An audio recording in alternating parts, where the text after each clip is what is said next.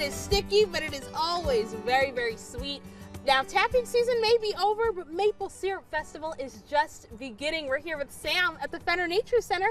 Happy 50th! Thank you so much. We're excited. We're very excited for the 50th anniversary. Yes, I'm very excited because, secret, this is my first time here at the Fenner Nature Center. I'm the only one who hasn't tapped the sap just yet, but you're going to tell us all about it and especially how people can join you all this weekend. But first, we have to go into the legacy of 50 years. Tell me what this festival is all about and what it means to you. Fenner's been a great part of the community for a very long time, and that's really what this Nature Center is. It's a community-driven green space that we have just south of downtown. We have 134 acres. We have 4 miles of trail systems. It's a beautiful naturalistic environment, and it's really that community that we try to serve through conservation, through education, through stewardship, through our festivals, so that we can give back to the Lansing area and we can just show them how appreciative we are of them. Now, you got to tell me about the syrup, which we're not standing to just quite yet, but tell me, what is it about the mid-Michigan syrup and the syrup that gets created from the sap that people love so much? There's a beautiful long history of maple syrup and maple production within the Michigan area. I believe that Michigan, if I remember correctly, was the 5th largest producing maple syrup state in the U.S., which is not many of them. I mean, you're talking Vermont, New Hampshire, Maine, the New England area, the Great Lakes areas. So all of the big maple production that we have comes from Canada, from New England, from these Great Lakes states.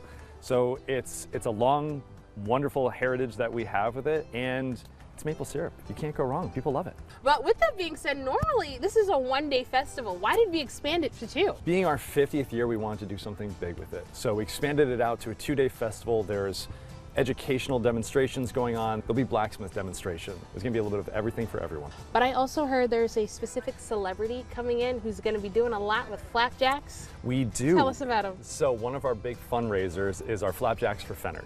And that fundraiser is we put up a very large tent, and we have this wonderful company, Chris Cakes, that comes in. They're Guinness World Record pancake flippers. And so they put on a phenomenal show. It's all-you-can-eat pancakes, and you have to catch your breakfast. It's a wonderful time. Okay, so make sure you come in with an empty stomach. That's Absolutely. one way to prepare.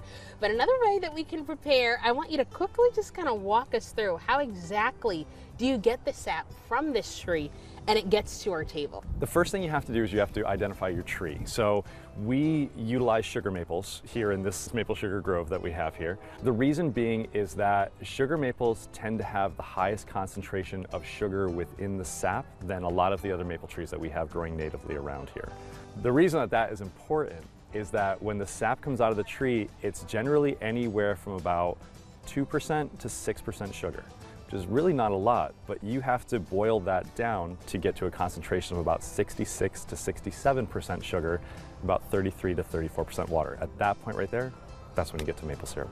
Okay, so after you do that, we find the right tree. Yep. And then what comes next? So the next thing is to make sure the tree is the right size. You want to have a minimum of a 10-inch diameter for that tree, because if you tap it too early, if it's too small, then you could damage the tree because you're taking too much sap out of it. Because the sap is kind of the lifeblood of the tree. It helps it photosynthesize, it helps it grow, it does everything it needs to do. So you want to make sure it's the right size, so you're only taking a small bit of that sap, so it still has enough for the growing season. Okay. And then after that, you need to tap your tree. And the way that we do that is generally we find an area, it's called DBH, it's about 4 feet high, it's called diameter of breast height, so you're looking at an area about right here. So if you put the tap too high, when you try to get the bucket off, it's gonna spill on top of your head. If you put the tap too low, all the animals are gonna drink out of your bucket. So you wanna have it about that mid-range so it's easy to take that bucket off. And we typically take and drill around the eastern or southern side of the tree, because that's where the sun starts to come up and it'll warm up that side a little bit quicker, especially on those cold mornings.